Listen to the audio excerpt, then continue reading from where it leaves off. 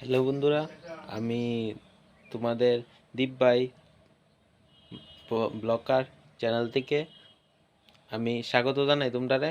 তো তো আমি আজকে বানাবো গোলাপ জামুন, রসে ভরা গোলাপ জামুন। তো আমি কিভাবে বানাই তোমাদের সাথে শেয়ার করব। তবে আমি ভিডিওটার মধ্যে বলে দিচ্ছি যে আমি বানাবো। তো বাজার পরে এমন হয়েছে, তো নামানোর পরে আর কি, তো নামানোর পরে এমন হয়ে গেছে, একটু লাল টাল হয়েছে গোলাপ জামুন দিই।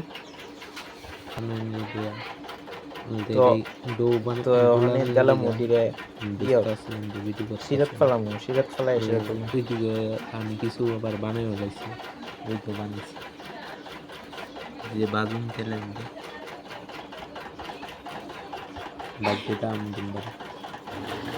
তো এইদিকে আমার মা একটু হেল্প করছে আমার বাজ্যে তেমন লেগে গোলাপ জামুন দিই। তো মা এদিকে বাজতেছে, তো ওই দেও আমার মা,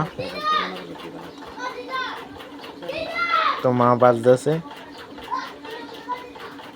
তো আমার মোটামুটি বাজা হয়ে যেতেছে, মা বাজাতে আছে আর কি।